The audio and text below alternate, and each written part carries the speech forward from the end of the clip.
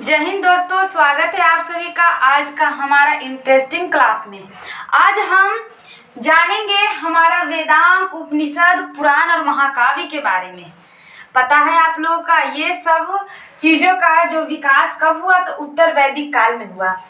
वेदांत, उपनिषद, पुराण और महाकाव्य का जो निर्माण हुआ वो उत्तर वैदिक काल में हुआ। 1000 से लेके 600 ईसा पूर्व तक हमारा ये इस काल में, उत्तर वैदिक काल में उपनिषद, पुराण, महाकाव्य का निर्माण हुआ।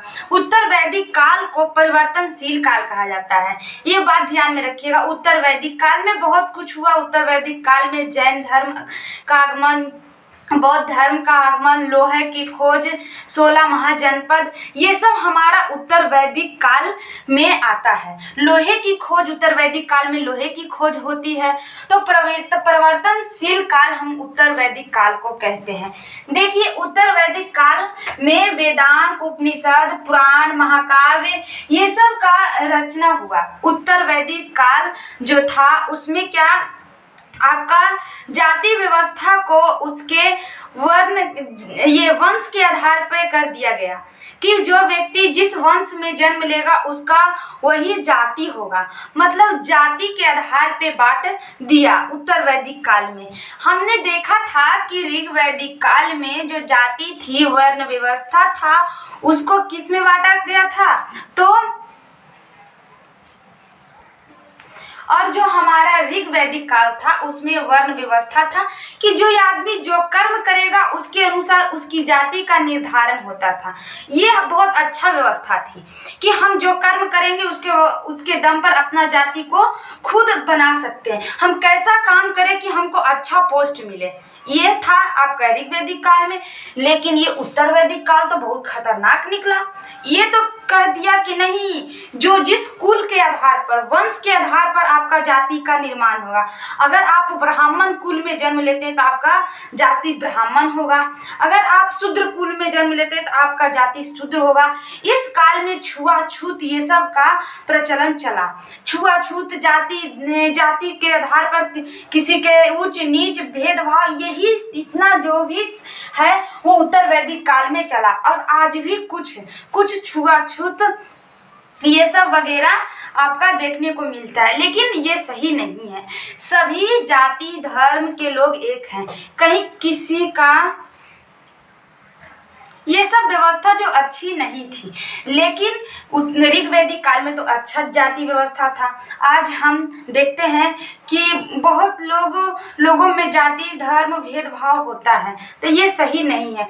कोई अगर लड़का लड़की अपने मन से शादी कर लेता है तो ये क्या है, इंटरकास्ट मैरिज जब होने लगा तो इससे जाति का जो कम देखने को मिलता है कि जाति व्यवस्था धीरे धीरे एक तरह से सिमट रही है, एक तरह से सब एक समान हो रहा है। तो हम यही कहना चाहते हैं कि हमारा जो उत्तर वैदिक काल में जाति के आधार पर बांट दिया गया कि तुम जिस कुल में जन्म लेगा वह कुल में तुम्हारा वही जाति हो जाएगी। तो देखो, अब हम अपना क्लास स्टार्ट करते हैं। जो हम ये इसके बारे में पढ़ेंगे, इससे क्वेश्चन आता है, इसीलिए हम इसको अलग बना दिए। अगर आप इसको एक बार देख लीजिएगा तो आपको समझ में आ जाएगा कि आखिर वेदांत, उपनिषद, पुराण, महाकाव्य क्या है। तो देखिए, वेदांत, वेदों की भली भांति समझने के लिए 6 वेदांगों की रचना हुई।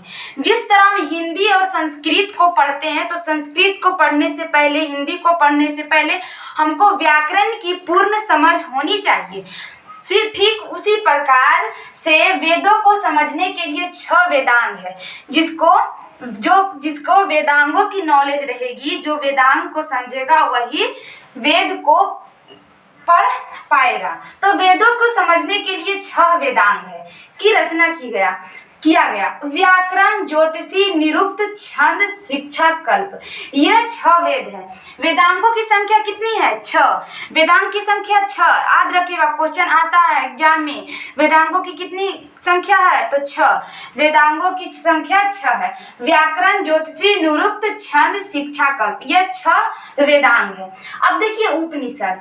उपनिषद की उपनिषद की जो संख्या है वो 108 है। उपनिषद में बताया गया है सत्य के बारे में कि इंसान को सत्य बोलना चाहिए, जो हमारा मृत्यु और मृत्यु से हम मोक्ष कैसे प्राप्ति कर सकते हैं, ये सब के बारे में हमको इसमें उपनिषद के बारे में पता लगता है। तो उपनिषद की कुल संख्या 108 है। अगर कोई पूछेगा एग्जाम में क्वेश्चन आता है कि उपनिषद की संख्या कितनी है, तो क्या बताइएगा 108। उपनिषद की संख्या 108 है। उसमें से जो 13 उपनिषद है उसको महत्वपूर्ण या मान्यता प्राप्त यह प्रमुख उपनिषद है। 13 उपनिषद बहुत ही प्रमुख उपनिषद है। तो देखते हैं 13 उपनिषद में कौन कौन सा महत्वपूर्ण उपनिषद है। मंडको उपनिषद। मंडको उपनिषद में कहा गया सत्य में जयते। मंडको उपनिषद में कहा गया है सत्य में जयते। दूसरा है कठो उपनिषद। कठो उपनिषद में कहा गया है यम और नचिकेता। यम क्या थे? यम मृत्यु के देवता है। यम और नचिकेता करने का अर्थ यम जो थे वो मृत्यु के देवता थे। तो मृत्यु के देवता थे ऋषि। एक नचिकेता जो थे ऋषि पुत्र थे। उन्होंने यम के उनके सामने बैठ के ये शिक्षा ग्रहण की कि आखिर जो मृत्यु है और मोक्ष और मृत्यु का जो रहस्य है उसके बारे में बताइए। तो इसमें कहा गया है कठो उपनिषद में कि यम और नचिकेता के बारे में बताया गया है कि आपका मोक्ष और मृत्यु कैसे मिल सकती है। एक उपनिषद और है इसमें, जो इसमें छूट गया है, यहाँ पे नहीं लिखा पाया है।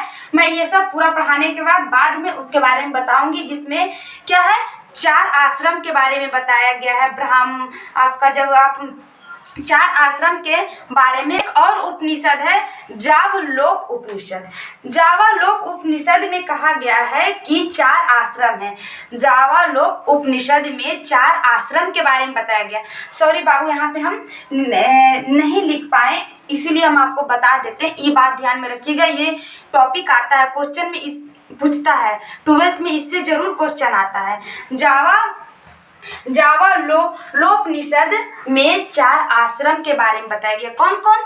4 आश्रम के बारे में बताया गया। पहला ब्रह्मचर्य, गृहस्थ, वानप्रस्थ और आपका सन्यास। ये 4 आश्रम है। कौन कौन? मेरे साथ बोलिए, ब्रह्मचर्य, गृहस्थ, वानप्रस्थ और सन्यास। जैसे ब्रह्मचर्य अवस्था तब को बोला जाता है जब व्यक्ति शादीशुदा नहीं रहता है, जब वो क्या है, तो वो ज्ञान को अर्जित कर रहा है, ज्ञान का अध्ययन कर रहा है। जब बच्चा जब रहता है वो आपका 10 से 25 वर्ष की उम्र को क्या कहा जाता है? ब्रह्मचर्य कहा जाता है। उस समय क्या रहता है? वो ब्रह्मचर्य का पालन करता है। दूसरा, जब उसकी शादी विवाह हो जाता है तो वो क्या गृहस्थ में चला जाता है। उसका जब शादी विवाह हो जाता है तो वो गृहस्थ में चला जाता है, अपना जो विवाहिक जीवन को देखता है। तो क्या हुआ? वो हुआ गृहस्थ जीवन।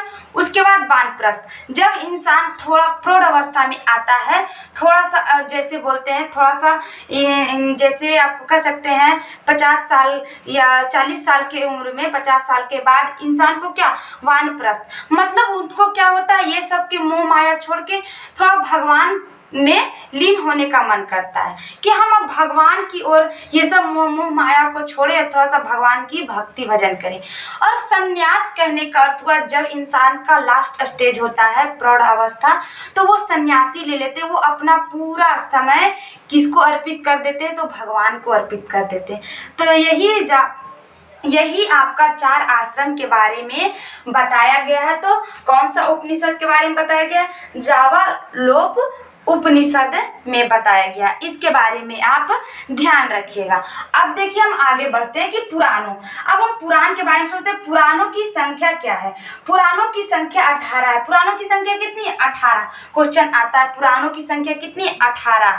देखिए पुराणों की संख्या 18। ये जो 3 पुराण जो है पुराणों से हमें क्या चीज़ के बारे में जानकारी मिलती है, तो पुराणों से हमें राजाओं के बारे में जानकारी मिलती है। जैसे कौन सा राजवंश आया, कौन सा वंश आकर हमारे भारत में शासन किया, उसके बारे में मिलता है। जैसे गुप्त वंश हो गया, आपका सातवाहन वंश हो गया, वायु पुराण में आपका गुप्त वंश हो गया, सातवाहन वंश हो गया। ये सब की जानकारी हमको कहाँ मिलता है, तो हमें मौर्य वंश, गुप्त वंश, आपका सातवाहन वंश, तो वंशों के बारे में, उसकी राजनीतिक क्रियाकलापों के बारे में हमको पुराण में पता लगता है। तो वंश के बारे में हमको पुराण से पता लगता है। आखिर हम कैसे जाने कि मौर्य वंश क्या था, गुप्त वंश क्या था, सातवाहन वंश कहीं तो लिखा था, 16 महाजनपद कहीं तो लिखा था, तभी ना पता चला। तो वो पुराणों में हमें वंशों के बारे में जानकारी मिलती है। देखिए जो जो पुराण है, 3 पुराण से हमें 3 वंश के बारे में जानकारी मिलती है। देखिए विष्णु पुराण से हमें मौर्य वंश की जानकारी मिलती है। विष्णु पुराण से किसके बारे में जानकारी मिलता है, तो मौर्य वंश का जानकारी विष्णु पुराण से मिलती है। वायु पुराण से गुप्त वंश की जानकारी मिलती है, वायु पुराण से गुप्त वंश की जानकारी मिलती है। मत्स्य पुराण से सातवाहन वंश की जानकारी मिलती है। अभी आपको ये समझ में नहीं आ रहा है गुप्त वंश क्या है या आपका सातवाहन वंश क्या है। जब हम आपको पूरा 16 महाजनपद पढ़ाएंगे, तब हम आपको पढ़ाएंगे कि जो हमारा मगध साम्राज्य था, मगध साम्राज्य में पहले कौन आया, तो बिंबिसार आया, उसके बाद कौन आया, उसके बाद मौर्य वंश का स्थापना हुआ, गुप्त वंश का स्थापना हुआ। तो ये सब के बारे में हम आगे पढ़ेंगे, तब आपको समझ में आया। इसीलिए तो हम कहें कि सीक्वेंस के साथ पढ़िए, आपको सब समझ में आएगा।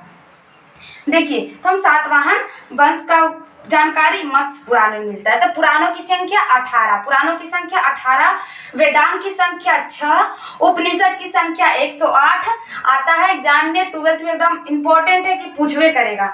महाकाव्य 2 है, महाकाव्य की संख्या 2। रामायण और महाभारत हमारा जो बहुत बड़ा महाकाव्य है, भारतीय संस्कृति का बहुत बड़ा महाकाव्य है आपका रामायण और महाभारत का पुराना नाम जो था जय संहिता था। महाभारत का पुराना नाम क्या था, जय संहिता।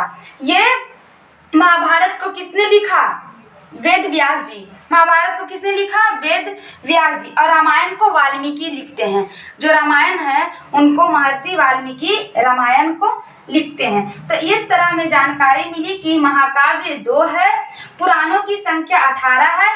पुराणों से हमें वंश के बारे में जानकारी मिलती है, मौर्य वंश, गुप्त वंश, ये आपका सातवाहन वंश। फिर हमने समझा कि उपनिषदों की संख्या 18 है, 108 है। उपनिषद कितना, 108 है, जिसमें 13 उपनिषद मुख्य है। कठो मंडको उपनिषद से सत्यमेव जयते, जो भारत में देखते हैं कानून व्यवस्था, भारत के जो न्यायिक व्यवस्था में लिखा रहता है सत्यमेव जयते। अगर आप कोई कोर्ट में जाते हैं तो वहाँ सत्यमेव जयते लिखा रहता है। तो वो कहाँ से लिया गया, तो मंडको उपनिषद से लिया गया। कठोपनिषद में यम और नचिकेता के बारे में बताया गया है। तो ये सारी जानकारियां, एक वेदांत जो आपका ये जो व्याकरण का रचयिता अष्टाध्याय को कहा जाता है, ध्यान में रखिएगा। व्याकरण के जो रचयिता कौन है, अष्टाध्याय। व्याकरण का रचयिता अष्टाध्याय आता है क्वेश्चन, व्याकरण का रचयिता कौन है, अष्टाध्याय है। तो ये सारी बातों को आज हम समझे। आज हमारा जो वैदिक सभ्यता है आज इस क्लास में समाप्त होता है। वैदिक सभ्यता के बारे में हमने आपको पूरी डिटेल में हर एक क्वेश्चन के बारे में बताया है और हर एक चीज को इस वैदिक सभ्यता में पढ़ाया। अगर आप वैदिक सभ्यता को फर्स्ट क्लास से लेकर लास्ट क्लास तक देखते हैं तो आपको कोई डाउट नहीं रहेगी और एक क्वेश्चन नहीं छूटेगा। अगला क्लास में हम क्या 16 महाजनपद, बौद्ध धर्म, जैन धर्म, ये सब के बारे में जानेंगे। देखिए हमने वेदों को पढ़ाने के बाद मैं आपको बौद्ध धर्म और जैन धर्म को पढ़ा दूंगी। उसके बाद आपको जनपद और महाजनपद के बारे में बताएंगे। क्या है कि यही सीक्वेंस होता है हिस्ट्री पढ़ने का, तभी आपको समझ में आएगा। जय हिंद।